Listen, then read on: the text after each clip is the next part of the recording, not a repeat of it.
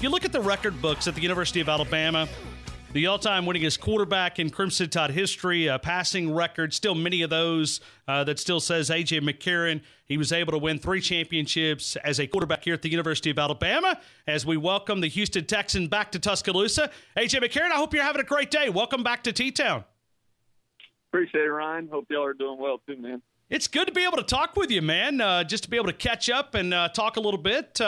Enjoying a little bit of a win. You guys had a big one over Mr. Tom Brady and the New England Patriots. Yeah, it was just an all-around great team win. Great for our organization too. And I think, like OB said, Coach OB, after the game, it's a great win, but it's we have our eyes set on much bigger things, and hopefully we can just keep it going. AJ, I want to pick your brain about a lot of different things. Let's start with Mac Jones. You watch it from a different perspective. You understand the game to a level that most of us cannot even comprehend. When you see Mac Jones and what he was able to do against the Auburn Tigers in the Iron Bowl, what did you see from the young man? Yeah, I thought Mac did an unbelievable job. To be honest, it's what is that? His what number start was that for him? Number three. 3, yeah. So not only for it to be your third start of his, I think, long career that he's going to have starting there, to come into that game, and I mean, only the people that have played in it truly understand, just the competition in that game year in and year out, no matter what the records are. And then having, that much pressure on him to really play well and give the team and the program a chance to, if you win, to make the college playoffs probably. I just thought he did an unbelievable job. I've known Mac for a while, ever since he was getting close to deciding to come to Bama, and then I remember him reaching out to me and asking, how much would it mean if he wore the number 10, and I just think he's an awesome kid, and I think he has an unbelievable bright future there at the university. Well, you look at Mac Jones. I think a lot of us see maybe a little A.J. McCarron in there, the way that he plays the game. And I mean, he's got a toughness, man, that kind of reminds us of you. I mean, I heard a caller call in one day, and he said A.J. McCarron would have volunteered to get his left ear cut off to play one more game at the University of Alabama. And it was the toughness that I think that you earned a lot of respect from these Alabama fans. Yeah, it's that's one thing I've always kind of prided myself on while I was there, was never given another guy opportunity to really take my job, and coming out, I love playing with the guys that we had while I was there. We had some unbelievable players, just all around good people, and but I definitely see that in Mac, to where listen, Mac's a tough kid. And I felt like his situation coming into the university, was kind of along my situation coming in at the same time. Was, you had, when I was there coming in, you had Star Jackson, and then Phillip signed after me. So it's kind of like doubts about, hey, why are you coming here? You're never going to play. And I think Mac was in the same boat. With having Jalen and then having Tua, and people were questioning if he was ever going to play, and would he just be there just to be one of the guys. So I think Mac's extremely tough. I mean, if you go back and really break down the film and watch that Auburn game that they just played, he took some shots. And the thing that probably made me more mad watching the game is, if that's not a young guy, if that's an established guy, just say if that's Tua or any other established quarterback in college that's been playing for a while.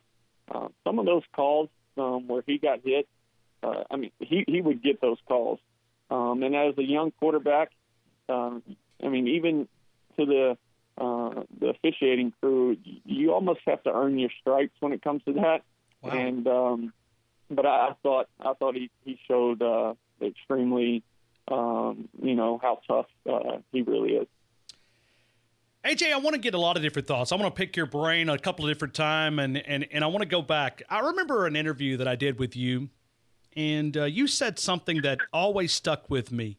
When you create a standard, we're all disappointed. We just won 10 games. There's a lot of universities that don't win 10 games. I think we've got 38, 39, 10-win seasons. That's more than anybody in college football by far. You said something to me that really, it's just stuck. You said we created this monster. We have to deal with it. And it was about the expectation of winning here, winning a national title. That 10 wins is not our goal. It's about winning a national title. I don't know if you remember that, but that was something that you said that always stuck with me. We created this monster. You kind of have to deal with the standard that you guys and the players that played before you that created this high standard, that it's a national championship or bust type mentality in T-Town. Yeah, for sure. I think that's what, really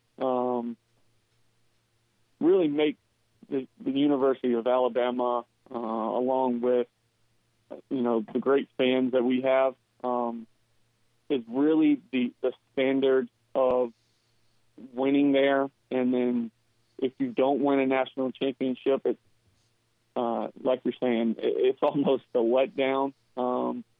And you just don't feel fulfilled, with the season and how it went. Even thinking back to my senior year, it was, we're really 1 second away. It's funny how that 1 second always shows up on the clock when we play there. But yes, it when does. We're 1 second away from playing in our third straight national championship. My senior year, which is, when you think back on that time, it's kind of crazy. And then, we lose that game, and the whole season, I think even if we win the Sugar Bowl, the whole season just really feels like not so much a failure, but like we just didn't live up to what we could have been and what we should have done. So I think that's what makes playing at the University of Alabama so special, is because of like you said, the standard that the guys that set before me, talking back way back in the day, and then all the way up to now, which is what made Alabama so special. And I think it's just the standard of playing there, and guys knowing that and wanting to come there to compete year in and year out to achieve that ultimate goal. Well, and it, not that it was easy, but it almost, Nick Saban and all you guys almost made it look easy when you win the championships that you were able to win. You walked out of here with a jewelry store, and AJ, have you ever spent time like thinking about what you guys were able to accomplish? I know that you're busy day to day. You don't even have a minute of extra time, and I appreciate you giving us a few minutes here in Tuscaloosa. Oh, yeah. But have you ever just like sit back and think about what you guys were able to accomplish here in Tuscaloosa? That's a really good question. I think now that my oldest son, Trip, is getting older, and he likes watching football with me, and whenever I leave the house, anytime during the day I leave the house now, he asks, am I going to play football? So I could be taking the trash out, and he thinks I'm leaving to go play. So I think the fact that he's getting older and he'll ask questions about football, I kind of reflect more on it. But I think the older he gets and the more knowledge he learns about, what we were able to accomplish in college, I think I'll reflect back on it more for sure. But I do every once in a while. Getting back to the question, I do sometimes when I talk to Kenny Bell or Kevin Norwood, who are still great friends of mine. I think about, how special it really was, what we accomplished. And like you said, it almost seemed easy, just winning that much, but it's the hardest thing to do in football is to win, in 2011 and then turn around and win it the next year.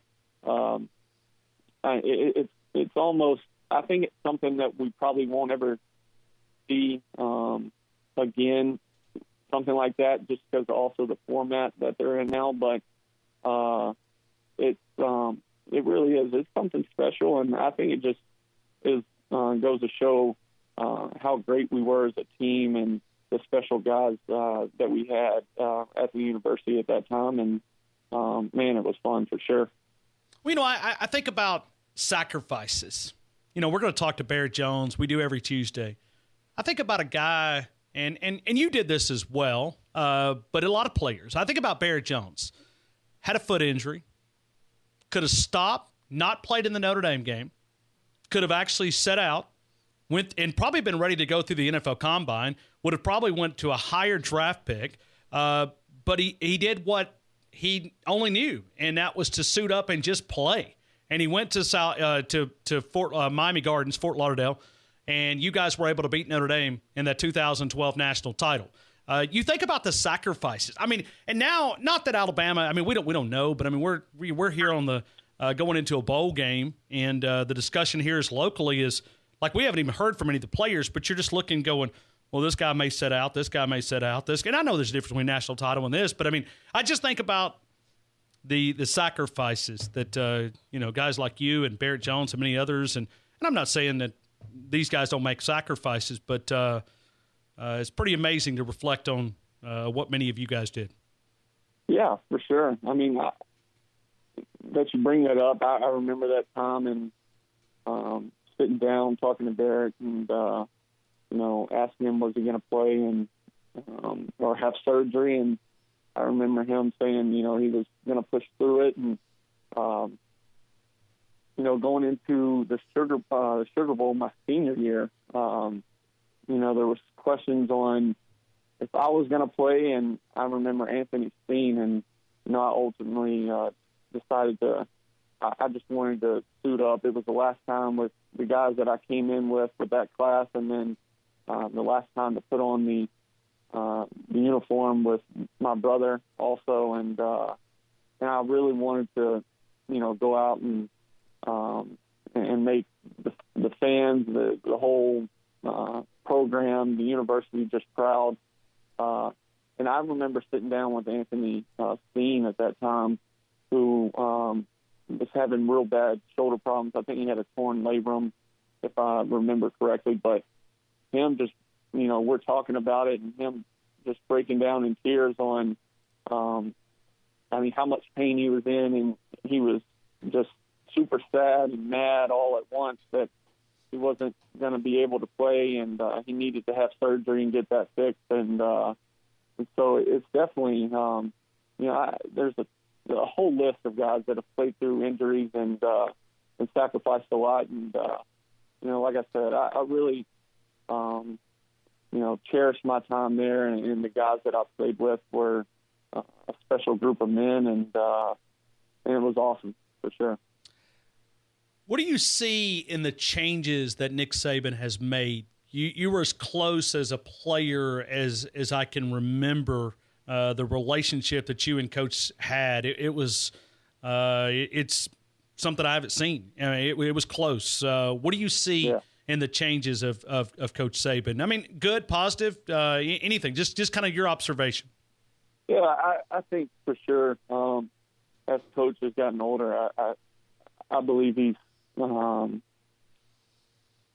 started to show the compassionate side that I knew he had. I think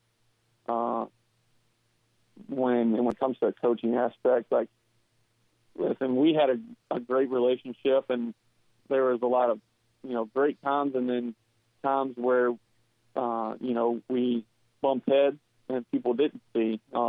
but it was also because we were so close. I sit back and I watch him talk to the QBs now, and I'm like, man, I wish I would have had that coach more, where he wasn't so hard sometimes, but that tough love that he had, and like I said, it reverts back to the relationship, the special relationship me and him had. But I think Coach has shown, he's loosened up and likes to have fun, and I feel like it helped him grow even more as a coach, and just how special of a coach and a person he really is. AJ, when you came here, you said you left here, I think it was 19 records at Alabama, and it was a lot of benchmarks for passing yards or passing yards in a game or touchdowns at a game. And I'm curious, what do you see in the change, not just here at Alabama, but college football in general, the offensive numbers, the direction we're going? What do you see from a quarterback position? And I know that's probably a 5-hour conversation. I'm just asking you to kind of summarize. Yeah. But what's the biggest change that you're seeing from your perspective? Heck, I wish we would have had that offensive thinking that they have now. That would have really been fun to spread it out and kind of go that way. But I think it's the league of college football itself is just more quarterback friendly now, with being able to spread it out, spread the field. I mean, having all the weapons that they have at receiver there right now, and just getting the ball to those guys and letting them go make plays is really, from my perspective of knowing the position and knowing the game, it really is amazing to watch those guys go to work. To just see a bubble or a slant or a curl turn into a 50, 60, 70-yard play is it's special. That group of receivers they have is something to deal with for sure for opposing teams. But I think just all around in college football, not just Alabama, but it's definitely easier for these quarterbacks to, or I shouldn't say easier for them, but more quarterbacks to be able to spread the ball out all over the field and really take what the defense gives you. It helps you as a quarterback see the game when everybody is a lot more spread. And it's awesome to see. People ask about, that's why I never get into comparing players, because heck, my favorite quarterback from the university are Joe Willie and the Snake. If those guys could have played in today's era, and you never know what kind of numbers they would have put up. So football just grows and it changes from different eras. That's why I break ball down into just the eras that they're in, because you can have a great quarterback in a certain era, and I don't think there has to be always the greatest of all time, because I think it's too hard to compare. But it's definitely fun to watch for sure. Whenever I get a chance, I stay so busy, but I love turning on the TV and when I can and watching Bama play. AJ, final question. You look at Tua Tagovailoa. What do you see in this young man? I think he's just an awesome kid. He's had a special career there, and again, he'll go down as one of the greats, whether he doesn't play another snap at Bama or he does. I think, like I said, he'll go down as one of the greatest players to ever play there, and I think he's just been a first-class guy that has, represented the university well, his family well, and I think he's done an unbelievable job for the university. So, you can never say enough good things about him. I'm super proud of what he's accomplished. And it's been awesome to, watch him play and grow as a player. And I wish him nothing but the best. I know that injury is going to be a hard recovery process for him, and I just wish him the best, and hopefully he gets well soon and is able to come spend some time in the league, and I'll get to see him on game day. So, but yeah, I wish him the best for sure. AJ, let me ask you a final question. Tripp, right-handed guy, left-handed guy. He's got a pretty good arm. I mean, grade him out here as we look at the youngster. Because we're depending on a 2036 quarterback. I think out of St. Paul's there. So what's Tripp's arm strength like? Yeah, he loves ball. He loves football, but I think right now his favorite baseball. He has his little ski outside, and he's definitely a right-hander.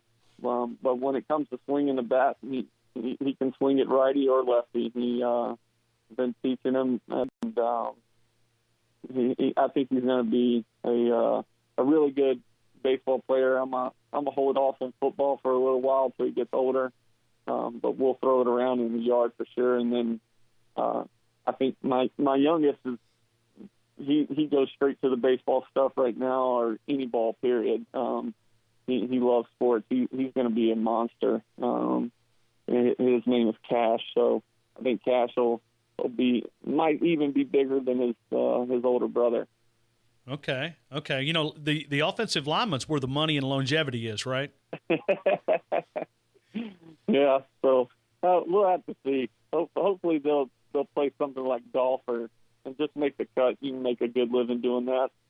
No doubt. Now, listen, best of luck to you the rest of the way. I think a lot of us, it's kind of funny. I always say this when you look at all those Alabama guys. I mean, you just look and, I'm a Dallas Cowboy guy, but it's like I just pull for all those guys and from Alabama to have a lot of success. And your name is brought up quite often here in Tuscaloosa as we reflect on what you guys were able to accomplish here in T-Town. AJ, thank you again for your time, and we appreciate you lifting our spirits here in T-Town, man. We've had a rough 36, 48 hours. So kind of reflecting on what you guys were able to accomplish brings a smile to our face here in T-Town, man. Thank you again for being a part of the show. Well, I appreciate it, Ryan. It's always great coming on. And, to the fans, everything's going to be fine. Like Aaron Rodgers said, relax. Everything's going to be good in the future. And I can't wait to, see what all comes from it. No doubt. AJ, man, thank you so much, man. I hope you have an awesome week, man. Thank you again for spending a couple of minutes with us. Appreciate it.